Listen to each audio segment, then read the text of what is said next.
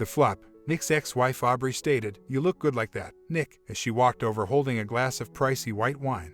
"You know, this could have been your life every day." Aubrey let her notion linger, and they both knew why. She took a seat on the chaise beside him. Nick casually remarked, "Quite the place, Aubrey. You've had a really great run these last 10 years. I guess you were right." She sat silently. Though she'd replayed this conversation countless times in her mind, reality was far from her imagination. "Nick, we could still share this," she said. "We could reunite, age together, experience life's highs and lows, and ultimately pass away in one another's arms, just as we always promised. I've gained more than enough practical experience to last the rest of my life. It's not even necessary for the midway timeout to count." Aubrey, the rationale behind the timeout would always be significant. Nick threw open his arms and said, "The Aubrey I married wouldn't have made that trade, not for this or all the money in the world. You gave up me and you gave up us for all of this. Too much water under the bridge, too much disrespect to me, too much lack of trust for you. It was one of your brethren, so to speak, who coined the phrase, 'You can't go home again.' He was right. Please, Nick, at least give it some thought," she pleaded as 3 of their grandchildren ran out the door toward the mother and father of the Lance family. "Come on, Nana. Let's go, Grandpa. It's time to open presents and cut my birthday cake," exclaimed Lucy, the middle child, as the grandchildren ran out to greet them. Nick responded to the redhead child, "Right you are, Gingerbread," getting up from the chaise. "Come on, Nan. Birthday cake awaits." Seeing that she couldn't let her 5-year-old granddaughter down, Aubrey stood up as well. But knowing that she might not have another opportunity to speak with her ex alone till the next grandson turned 1 made her heart ache. Rich beyond measure, Aubrey had paid a nice sum to a private investigator to snoop around in her ex-husband's life. She was aware that throughout the 10 years they had been away, he had dated a few women but never a long-term partner. He lived well, which makes sense given that he received half of the wealth she had amassed after their divorce, but he always seemed to be content to live within the limits of his accountant pay. She had given him the settlement home they owned, and based on what their 2 kids had told her, she had only made minor cosmetic adjustments, mostly to remove her presence from the residence. After the divorce, Aubrey moved to a posh area until 2 years ago, when she had a new, opulent house built on the outskirts of the city, suited for a celebrity like her. Every family get-together and holiday since then had taken place there. In addition to a bedroom for Nick in case he chose to spend the night and avoid sharing a room with his ex-wife, there were ample bedrooms for both children and their families. Her ex had adamantly refused to spend the night in her house, preferring to travel an hour away to his own, so even though she had hoped the room would never be used in the hopes of luring Nick into her bed, it had never been utilized. "I'm not sure how to say this, Nick, but my last 2 books haven't sold up to par, and Wanda thinks I may be getting a little stale. She thinks I need to spice things up a bit, by experiencing things firsthand again. She thinks that my mindset isn't as fresh after 15 years, and I need to get out in the world again," Aubrey stated. It took Nick a minute or so to realize what was going on as he stared at her in amazement. "Wait a minute. Are you telling me Wanda wants you to freshen up your writing by going out, sleeping with other men?" Nick was almost yelling. Nick shouted out, and Aubrey immediately sprung back from her position. In their 25 years of marriage, he had never screamed at her before. When the conversation began, the 2 were doing the dishes side by side at the kitchen sink. The 2 would often talk about significant subjects while cleaning the dishes. Nick sat down the dish he'd been drying and gave his wife a fierce look. With a gulp, she set down the dish she was cleaning. "Sort of." "Indeed," Aubrey muttered. Nick was utterly terrified. Who was this woman, who resembled his wife but provided responses his wife would never think of? "Do you really believe you need to clarify that?" "Kindly," Nick remarked sharply. "Wanda believes that because I don't have anything new to offer, I'm not connecting with my audience. She says she can tell that I'm not as excited as I used to be. You know that my books have a lot of bonding in them, and I've been using our experiences to write about since I started," Aubrey said. "So she wants you to sleep other men so you can have new experiences to write about." "Seriously?" Nick wept. "What kind of an editor is she?" "She's an excellent editor. Look what she's done for me for the last 15 years, and for several other writers as well. I think I really need to consider what she said," Aubrey responded. Nick was unable to respond to his wife. He took a seat at the kitchen table and gazed at the wood grain and blankness. In her most comforting voice, Aubrey remarked, "Nick honey, don't panic. Let's think about this carefully and I'm sure we can arrive at something." Nick muttered, "Something? No, no, no, no." Before the couple's 2 kids entered school, Aubrey was a stay-at-home mother, and that's when Sky Evelyn was born. Aubrey, a college English major, began penning stories for a number of fiction websites as a way to supplement her family's income. She advanced to creating bodice ripper novels, and a career began when her 3rd work brought in $10,000. Her kitchen table scrawls brought in almost $400K for the family 2 years later, and she received an offer of $1.5 million for a 3-book contract. When Aubrey got in touch with seasoned book editor Wanda, things really started to look good for her, and they went on to have a very successful collaboration.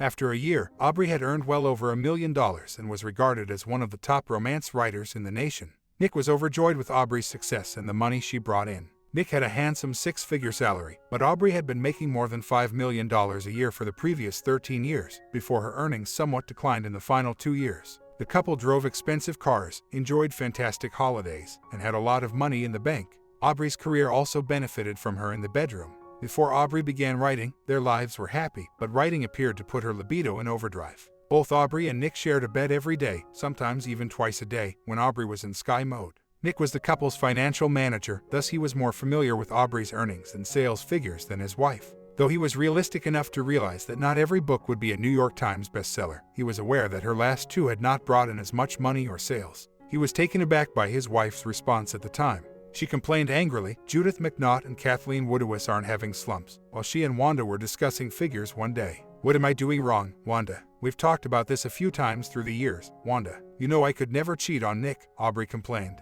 "Yeah, but I keep telling you it wouldn't be cheating if you told him about what you were going to do and were open about it. It would be even better if he would love you enough to give this to you, especially since you are far and away the breadwinner in the family," said Wanda. "Wow, so you're telling me to just hammer him, crush his ego, leave him bleeding in the dirt? Perhaps that explains why you've been married and divorced twice so far, Wanda." "I'd like to remain married, if possible," Aubrey replied. Wanda had communication training. She caught the final 2 words of Aubrey's response exactly. Aubrey signaled to the other woman that she could consider her suggestion without actually expressing it. "Maybe now is the time to broach this to hubby while you're still on top of the pile," remarked Wanda. "Tell him the truth. This isn't about bonding, it's about your brand. If he loves you and respects your work, he'll get it, especially if he likes all the fun things those big dollars can buy." A frown formed on Aubrey's forehead. Her mind wasn't solely focused on her brand, if she was being truthful with herself. Aubrey replied, "It's not all on Wanda, babe. I think she's right. I need to shake things up. New experiences will give my writing a freshness," a joie de vivre, as they sat down at their kitchen table with 2 glasses and a bottle of wine. Nick was too scared to cry in front of his wife to look her in the eyes. When he began to fidget visibly, she grinned. "We made vows to each other, Aubrey. We've always agreed that marital fidelity is important to both of us," stated Nick. "I agree, but this wouldn't be cheating if I told you what was happening and you let me do it," Aubrey replied. "We made those vows, and upon agreement, we can change them. I suppose they are our vows to do with as we want, but that's just it.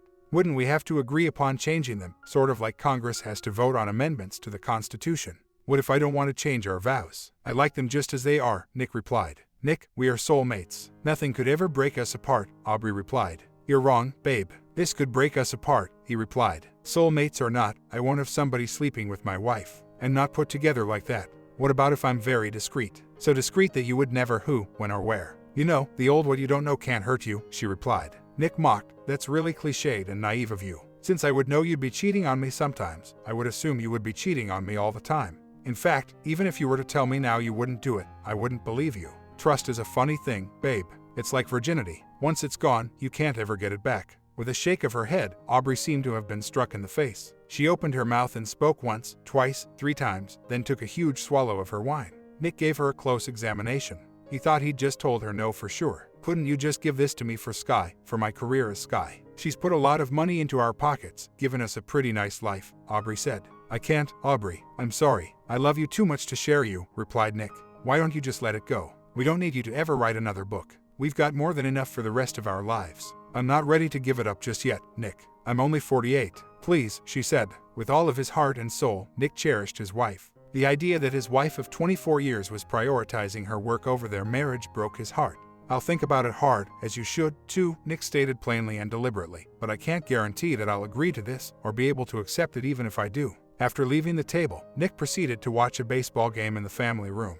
When he left the room, he failed to notice his wife's sly smile. Aubrey felt she needed to give her husband a few days alone. She made sure the two had a good weekend together, making sure she showed her husband how much she cared by spending a lot of time in their bed. Monday morning, Aubrey boasted to Wanda over the phone, "He's almost my woman. I brought him into the mattress this past weekend. I own him." When Nick informed Aubrey 2 days later that he couldn't and wouldn't follow her plan to have affairs with other men, nobody was more shocked than Aubrey. "I don't think I'll be able to handle that, babe. Why don't we just call it a day now and leave on a good note? You can then do what you want to and I won't have to eat any more pain than just that of a divorce," replied Nick. "Don't do this, Nick. I don't want a divorce. I love you. I just need a little freedom to get things going again with my writing. It won't be long. I promise," she replied. "But you already made me a promise 24 years ago. Remember that. If you can't keep that promise, I'm not sure you can keep a new promise either," said Nick. I can, Nick. Give me that chance. Give us that chance, she replied. It had been 2 weeks since their last substantial chat, and Nick hadn't slept much. He had loved this lady for so long that it seemed inconceivable that she would get a divorce, but then again, so did letting her have affairs in order to support her literary career. Assuming that was the real reason behind her ridiculous request. A few weeks prior, Nick would have accepted his wife's words at face value. Not so much now. Nick's new routine after work consisted of setting down his wallet and keys, getting a beer from the refrigerator, and sitting at the kitchen table until the beer was finished, instead of his former routine, which included kissing his wife. There would be little, if any, conversation between them as Aubrey went about preparing dinner. However, Aubrey made the decision to end the impasse that had become their married existence on this particular day. Man up, Nicky. I can't take this silent treatment anymore, she responded. I will go out with Mimi on Friday night. We're going to a club where we're going to dance and flirt and whatever else happens from there. You're not going to hold our marriage hostage. Nick, get over yourself. We may resume our previous arrangement after I launch my job. You'll see that this will benefit us. He got up from his chair, sloshing his drink on the table, and added, the only thing I can see is that this will absolutely be good for you, us, not so much. I've thought about nothing else for the last few weeks. Aubrey, I adore you. I'm dying over this. It's consuming me internally. It seems like I have an ulcer. I don't want a divorce, but I'm positive I won't be able to handle you dating. No, seeing other men, for whatever reason. I can tell you I'll try, but we both know the truth. Sooner or later I'm going to divorce you or kill you. You're not leaving me any good options. When Aubrey saw her husband's face full of tears, she was horrified. She had only previously seen that 5 years prior, upon his father's passing. I need this, Nicky. Not for me, but for Sky. I can't just walk away from this part of my life. I can't go back to being a housewife. I'm Sky Evelyn, one of the top romance novelists in the country. I need to keep moving forward, and I need this to do so, she stated. Nick observed Aubrey's focus. He added that she failed to explain that emphasis, or was unable to do so. He had another notion while he was walking to the sink to get a sponge to mop up his drink spill. So, do you already have a man picked out to be your first? Inquired the man. Obviously not, she answered. I keep telling you, I'm not looking to have an affair. Well, at least like you're thinking. I'm just looking to have some adventures so I can use them for future books. One of the things I need to do is go home with somebody from a night out. I need to know how that really feels, both intellectually and in the pit of my stomach. I need that excitement. Sky needs that excitement. Nick whispered, Sky needs that excitement. Jesus, Aubrey, listen to yourself, talking in third person. Baby, consider this research that I can use for multiple books. All of my old research has been used up after a quarter of a century. I'm just going out to get research for the next quarter century, she stated. Nick realized that his wife was being honest about what she was saying when he noticed the tears in her eyes. But sincerity would not lessen the horror of what she was doing in his eyes. Returning to his seat, he took another beer from the refrigerator. You said you would be discreet, but you've already told Mimi what your plan is, haven't you? You've already told one person. How many are going to know that your plans is to cuckold me for a while? Maybe forever. No, sweetie, not indefinitely. I'm being honest with you, it'll just be long enough to collect some data. If Mimi and I are going out together, I had to tell her. She's been divorced for a number of years, and this is her world, therefore I need her assistance. I'll most likely take her out on multiple dates, Aubrey remarked. You do remember that she has been married and divorced twice, just like Wanda, so maybe listening to her just may not be the smartest thing to do, Nick continued.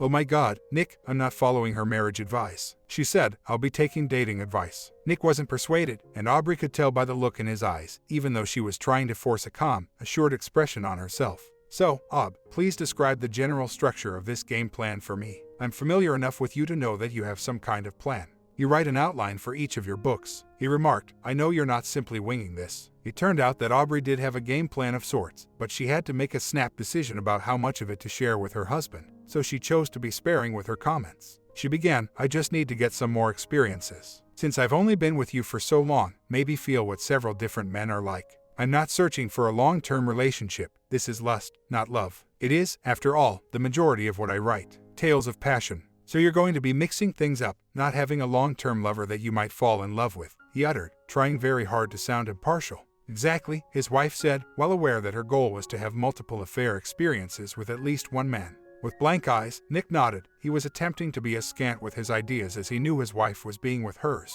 Trying to sound optimistic, he said, then when you're done gathering your research, you'll go back to being my faithful wife and we can grow old together. So you get it then. With a cautious optimism that he did comprehend, she spoke. Well, sort of, he answered. So you'll give this to me? She asked in a perceptive way. I'll let you take it, but I won't give it to you. I will not abandon you. You're a mature lady with the ability to make your own choices. Although I won't support it, I also won't get in the way of you. However, I cannot promise that I won't eventually have second thoughts and decide to file for divorce. Take into consideration that you are obtaining my consent under duress, Nick clarified. You have previously informed me that you intend to proceed regardless of my agreement. Aubrey's dejected expression betrayed her wish for a more encouraging response from Nick. Remember that I adore you, Nick. I will always come home to you, she said. Remembering that you love me when you're sleeping with other men will be difficult. And maybe I won't mind if you come back to me once you start sleeping with other men, he continued. When Aubrey heard that statement, her mouth fell open. Nick, why are you making this so difficult for me? She complained. Because I want to prevent you from having extramarital affairs. Isn't that clear as day? You're my spouse. Mine, Nick remarked. You ought not to be having affairs with other men. Over the next 4 days, not much more was discussed in the Lance residence. That Friday, as Nick trudged in the door after work, Aubrey was upstairs in the couple's bedroom getting ready for her first date in over 25 years, and he proceeded to his liquor cabinet. He went upstairs to change out of his work attire, taking his scotch with him. He found his wife joyfully humming as she was getting ready for her date. Though he did see the new clothing she was wearing that was hanging on a hanger, he hardly acknowledged her existence. She had more eye makeup on than he had ever seen her wear, which accentuated the dark, dazzling blue of her eyes. Her blonde hair was styled straight over her shoulders. I appreciate the compliment, she murmured. Not long later, Mimi's automobile came into the Lance's driveway. Aubrey didn't attempt to bid her spouse farewell with a kiss as she was leaving. With a "have a nice night, Nick," she departed. Nick was sitting there silently, his heart pounding loudly in his ears. In an attempt to make her friend feel at ease, Mimi took Aubrey to a classy club that was largely frequented by professionals in their 30 seconds and 40 seconds. Mimi would have preferred a little rowdier club with a higher proportion of males in their 20s, but she assumed Aubrey would have to be guided cautiously there. During the week, Mimi had informed them that she was bringing in a handsome friend who was recently getting married, so she had also seasoned the audience by inviting a few men who she would consider players. Mimi understood that even a somewhat reluctant lady would give it up if her juices started running, even if Aubrey had informed her she wasn't planned on having an affair on her first expedition. She was aware that Aubrey had a fiery side. All she needed to do was arrange the scene so that the could became a wood. Mimi and Aubrey promptly located a two-top stand to settle into, enjoying their initial, though undoubtedly not final, beverages of the night. The wolves were circling in a matter of minutes, and both women were soon dancing. Aubrey was soon engrossed in the club's high testosterone levels, novelty of the setting, and beat of the music. Since she initially started dating Nick, she had not felt sensations emanating from her insides like she was feeling just now. Ari appeared to be of Middle Eastern heritage, given his darker complexion, short, curly brown hair, and large brown eyes. He was in his mid-30 seconds. His gold chain around his neck, his wristwatch, and his clothes were all pricey. Even though Aubrey was wearing an expensive wedding band and a large engagement diamond, he could tell that she was a financially independent lady who felt comfortable with him. Throughout the evening, she danced with other men, but she kept coming back to Ari. He muttered something in her ear at around 11 o'clock at night. She smiled brightly and they went back to the table hand in hand to get her handbag. She spoke something in a whisper to Mimi, who smiled back and nodded before they exited the club. Aubrey gave her lover a radiant grin. She liked the way that concept sounded in her head, her beloved. She knew that taking this road was the right one. She stepped closer to Ari, planting another intense kiss on him.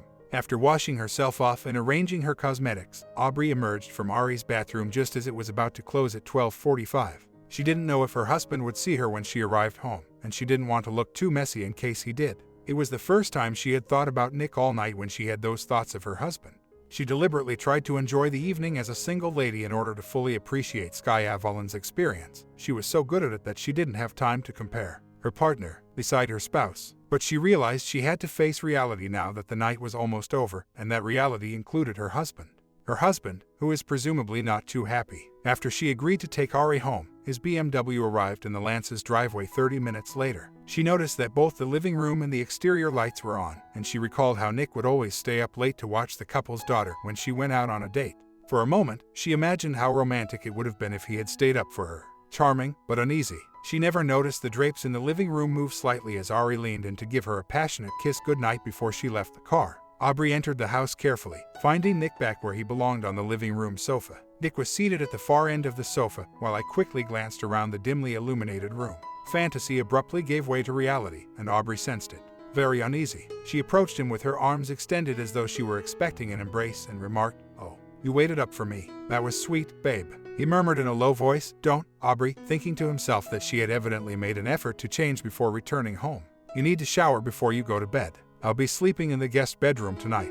With a pained expression on her face, she had stopped moving toward her husband and was now standing a few steps away. When the evening dawned, she had to tell herself that it was not impossible that Nick may be upset or angry. It seems that he was both. Both of them slept in late, but Nick woke up early on Saturday and got to work on his weekend tasks. Even though he hadn't slept well, at least his mind was diverted from his wife's actions the previous evening by the chores he needed to complete. She failed to consider her husband's mental state, who was then arguing once more about whether his love for his wife was strong enough to endure the suffering she was causing him, ostensibly for her literary career. When Nick arrived at work at noon, his spouse was preparing lunch for the two of them. He gave Aubrey a nod of acknowledgement and took a seat at the table. She placed dinner dishes down for the pair. For the first 5 minutes of their meal, they were silent, and then Aubrey blew up.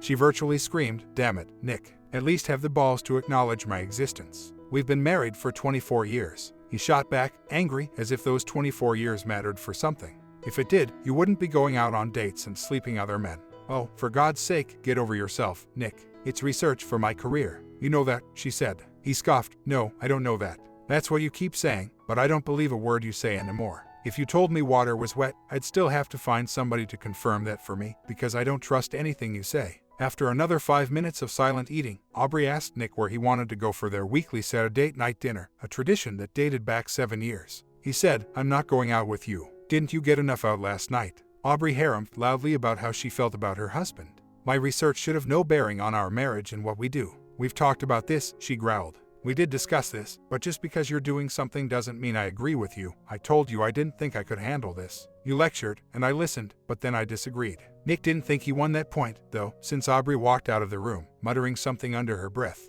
Even though none of them started anything, Aubrey felt proud when Nick came back to their shared bed that evening. On Sunday, the couple's routine resumed. Aubrey saw that Nick was acting and talking more like his typical self. Nick, for his part, resolved not to focus on his wife's infidelity if it could be avoided. He was, however, scarfing down Tums by the handful. The two still had a great time life. In fact, they had made love 3 times the week before, so Aubrey took matters into her own hands that night. By Wednesday of that week, she was acutely aware that Nick had not made a move on her of nature, something that was nearly unheard of for him when he was healthy. Nick turned away from his spouse that night, as had been his routine since Aubrey's date, feeling his wife push her body over to him and then extend an arm around him. His body tensed, and he whispered, "Don't, Aubrey," just above a whisper. "Nicky, it's been a while. Please," she pleaded. Nick winced silently in the shadows, knowing that Aubrey would not take this well and that the moment was imminent. "Baby, we just can't do this. Because you probably slept through your date last week, bareback. And you haven't taken a test for yourself, have you?" He turned to face his wife in bed and inquired in a low voice. "What?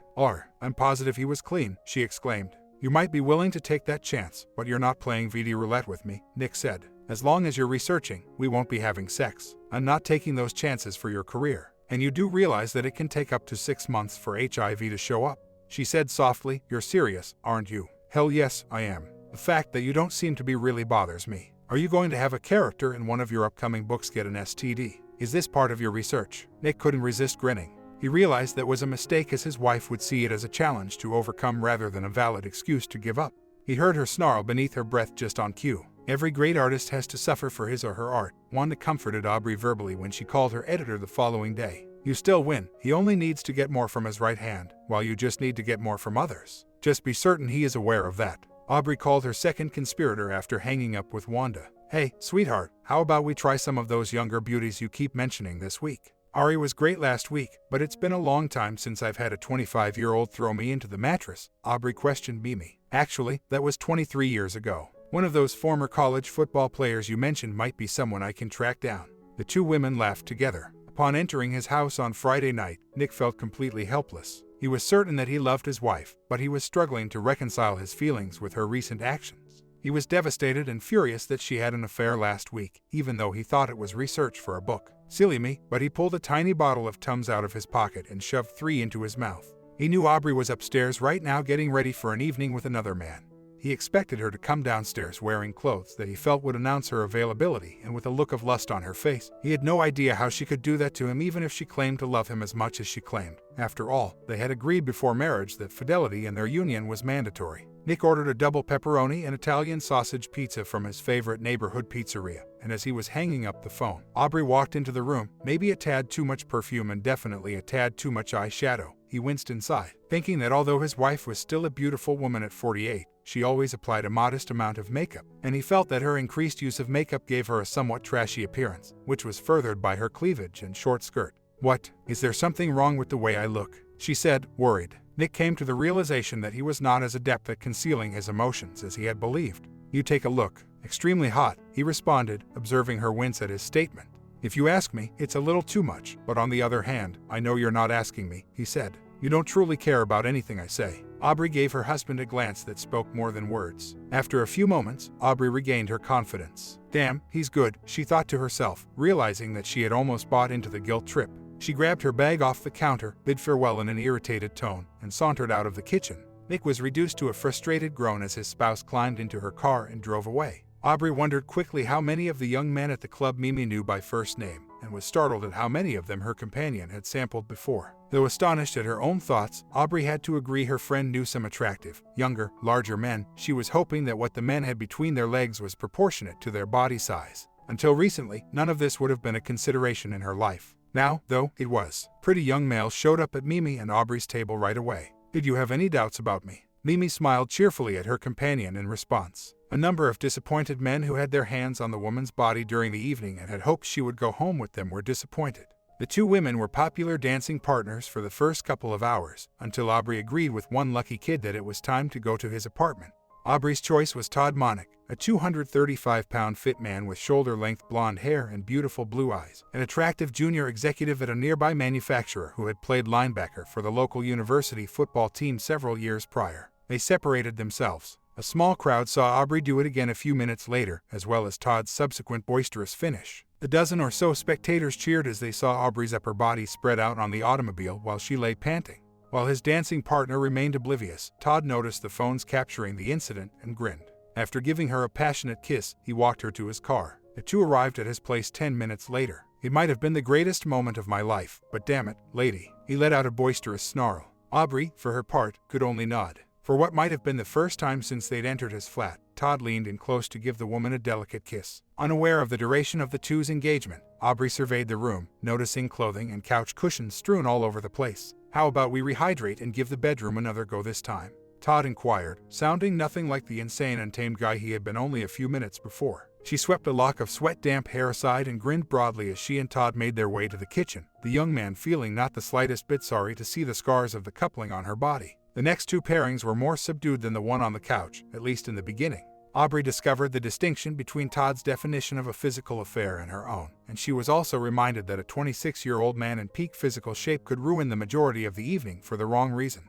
She had not intended to spend the night in another man's bed, at least not this early in her research, but things got way out of hand. In a very good way, Aubrey thought, and she woke up the following morning with her head on Todd's chest and a large arm draped across her body. She was also sore, stiff, and somewhat foggy mentally. Moments later, she felt Todd's body stir, and she gazed up into his blue, smiling eyes. The young man smiled broadly and she murmured quietly, I'm going to need to shower before I go home. When Todd left Aubrey off at her car in the bar parking lot, it was about 11 a.m. before Aubrey got out of his car. They kissed tenderly and deeply. Todd, I want to thank you for a great evening. Sincerely, I hope we can do this again at some point, she remarked. You have my phone number. I am available whenever you want me to be. You really are a hottie, he exclaimed. A thoroughly irate Nick, having spent most of the night half watching sports and half thinking about his home situation, finally went to bed in the guest room that night, after sitting up past 2 in the morning in his living room waiting for this wife to get home.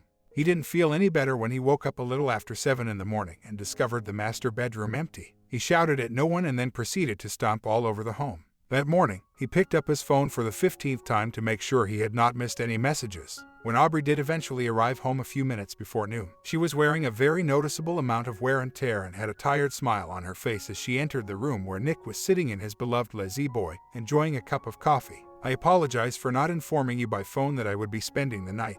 I was being impolite when I said that. I'm sorry I worried you, Aubrey stated. After slurping some coffee, Nick scowled, not at his wife, but through her. Nick, pointing at his wife, stated, I guess I knew this was going to happen sooner or later, but I had hoped you loved me enough to make it later. Simply shouts disdain. I'm sorry I no longer do it for you. At least anywhere near as much as whoever did you over and over and over again last night. You keep telling me you love me, but this tells me you are definitely lying to me and probably to yourself as well. I'll get with Jeff and have him find us a good divorce lawyer. Assuming you still want to remain friends somewhat, since we share the kids, maybe we can both use the same attorney since the state is no fault and everything will be 50-50. Tears streamed down Aubrey's exhausted face. The more Nick spoke, the bigger her eyes grew. She sobbed, "No, Nick, I don't want a divorce. We're so good together. Just give me some more time to do this. I'm right. This has been so good for my writing. Wait until you read what comes out of this." When she spoke about her writing and the inspiration her experiences were giving her, her eyes lit up. When Aubrey failed to return home the previous evening, Nick should have known that his marriage was finished by then. The woman had not the slightest regret in her. Her eyes opened as she started to walk toward her husband, wanting to give him a hug, but then she noticed the fear on his face. He appeared genuinely repulsed by her well-worn appearance. She abruptly stopped, started crying, and fled the room. She missed his sigh of relief. It took all of his willpower not to beat his wife to a bloody pulp, even though he hadn't spoken louder than a whisper. She had no idea how close she had come to being the first woman Nick had hit since the kindergarten incident involving a punch to Susan Mason.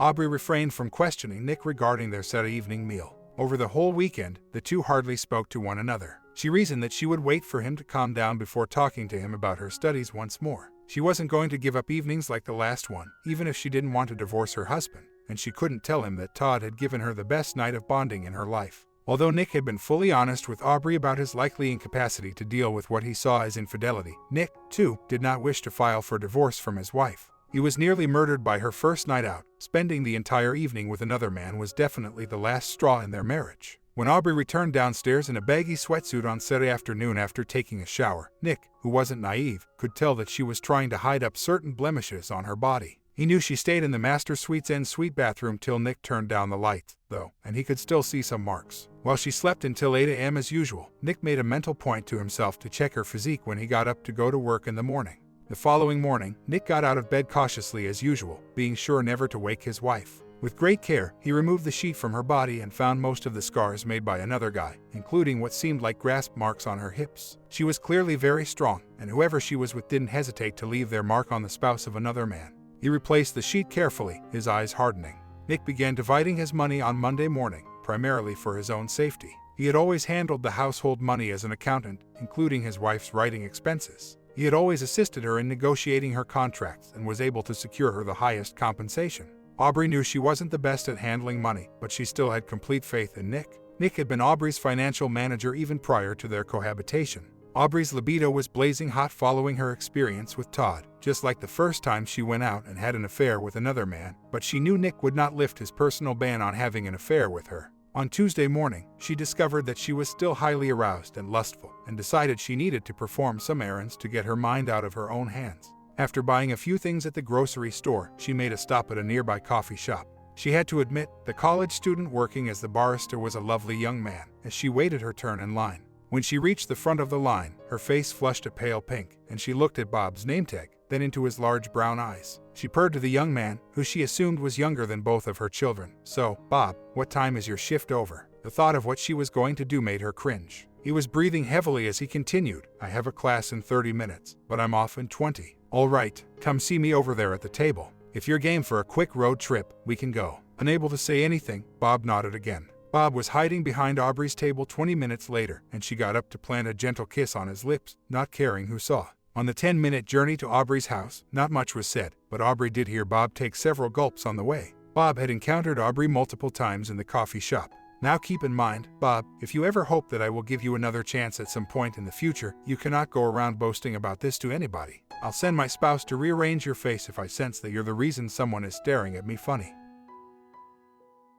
"Okay, Bob, where am I dropping you off?" Aubrey dropped Bob off at his apartment, went home, changed the bed linens, and took a shower. After the little conversation with Bob, she felt much more in control of herself. She had told herself over and over again how much she enjoyed having affairs with younger men. When Nick arrived home from work, he continued the routine he had established when Aubrey made her proclamation about changing her life. He checked without anticipating anything unusual. Despite Aubrey's assurances that she would be discreet and courteous, he had installed multiple hidden cameras in his home.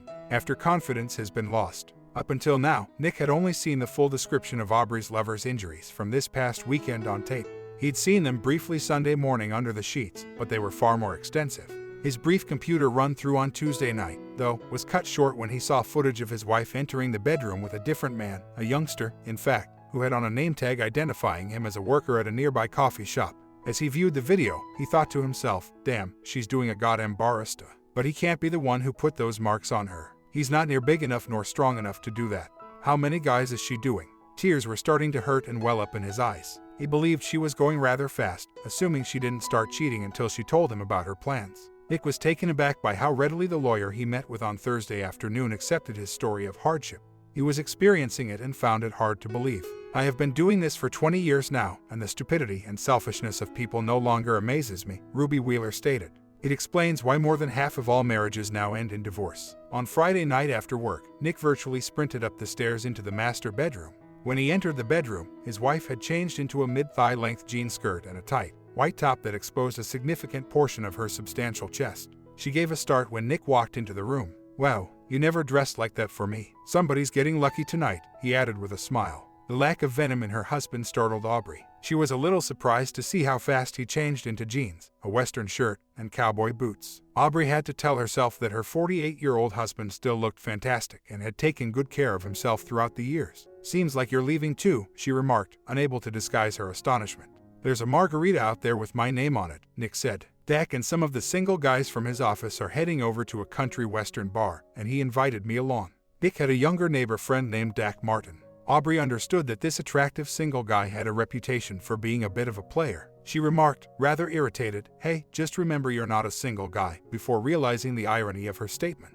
Nick saw right away how ridiculous she was being with her comment. He gave his wife a wiggle of both eyebrows. She winced in answer, realizing that she had never given it any thought that her husband might not just stay at home and wait for her to come home. Nick promised his wife that he would never cheat on her. Aubrey would not have created a book about it at that precise moment, given what she was doing, but she was pretty sure of that too. For a few minutes, Aubrey's primary concern was that her husband might have an affair with someone else. She knew there was an almost 100% chance she would have an affair with another man, so she finished getting ready for her night out.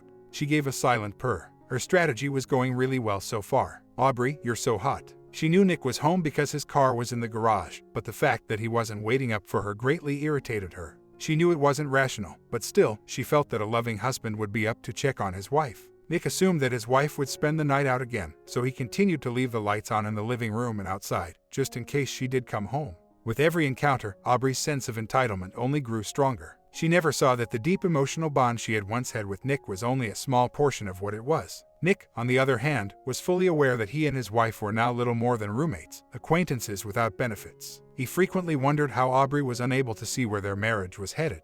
Nick tried to be the same nice guy to Aubrey that he was to everyone else. That is, he tried to treat her with the respect he wished she had for him and, to some extent, had learned to modulate his anger and accept her behavior. The only issue with that, though, was that his wife mistook his nice guy persona for acceptance of her behavior. "Are you not in the slightest curious about what I do on the weekends?" One evening when they were having supper, she questioned him. Startled, he let his fork fall to his plate and immediately gulped down his meal. "Really, why the hell would I want to hear about you and other men?" he asked. "Many men seem to enjoy learning about their wives' relationships with other guys, based on what I've read. Some people even enjoy observing. I reasoned that perhaps we could if I told you, as opposed to share my experiences. That may be enjoyable and help us become closer," Aubrey remarked. "I don't know what you've been reading, but I don't think it's accurate," Nick said coolly. "That wouldn't be fun for me, and most definitely wouldn't bring us closer. I don't believe my contempt for what you are doing is unique." The rest of the meal was had in quiet as Aubrey, who wasn't sure her husband was telling her the truth and was more than a little irritated with his attitude, appeared to have considered arguing but decided against it.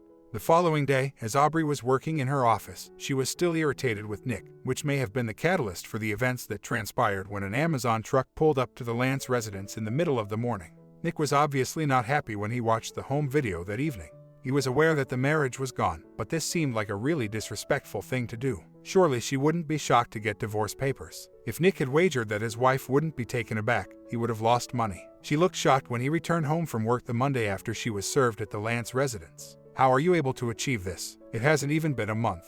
When Nick came home to find his wife seated at the kitchen table with the divorce papers all over the place, she beseeched him, "You said you'd try. Aubrey, what kind of world are you living in? I never promised to give you more time to give this a try. I told you I doubted my ability to manage this, and I am unable to. Besides, you promised to keep it private. I don't think it's discreet when you bring guys to our bed," Nick growled. Unbeknownst to Aubrey, Nick's knowledge of her two men in the marriage bed somehow stopped her in her tracks, blunting her objections to the divorce and leaving her sobbing in silence. "You know I never wanted this," Nick remarked. "I was forced to accept this, since I cherished you. But this is beyond me. Sort of, I still love you, but I can't stand this disrespect. And a seeming dearth of affection for me. You continually profess your love for me, but you still stab me in the body. Babe, this is all about you." Aubrey knew Nick was telling the truth, so why wasn't she being a little self-centered?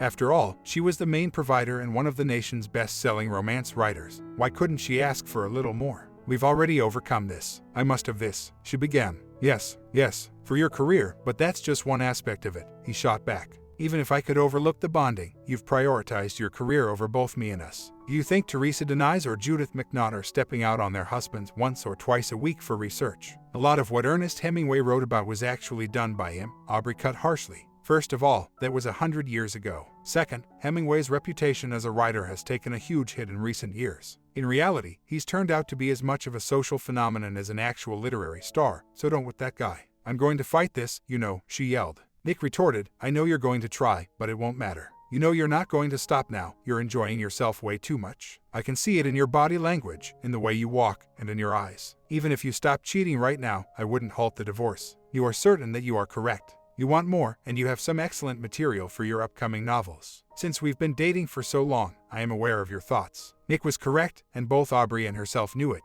When the family sat down to their lunch on Saturday afternoon, Nick had spoken to both of the couple's children and had arranged for them to come home for the Labor Day weekend so he and Aubrey could tell them about the divorce, which was filed on the grounds of irreconcilable differences, and both agreed to tell the kids it was because they had grown apart. Ryan, the couple's son, said, "We call BS on that. Let's go to the replay booth," at the conclusion, employing a well-known sports metaphor. Lindsay, the couple's daughter, said, "You guys love each other so much there's no way you've grown apart. Sometimes you guys were so sickening in front of other people it was embarrassing for us." Ryan questioned sharply, "Which one of you cheated?" Aubrey and Nick exchanged a glance. Aubrey shut her eyes and wrinkled her nose. "She indeed did," Nick muttered. "Nick," exclaimed Aubrey, "I'm not covering for you. I'm not the bad guy here, and I'm not taking the blame for this," Nick replied. Lindsay asked angrily, "So, Mom, what haven't you been telling us?" Aubrey gave her best impression of a fish out of water, struggling for air. Nick said something again. "Your mother has been stepping out on me to have slept with other men as research for upcoming books. She told me she felt she needed this. I told her I didn't want her to do it, and I wasn't sure I could cope with it if she felt she had to do it."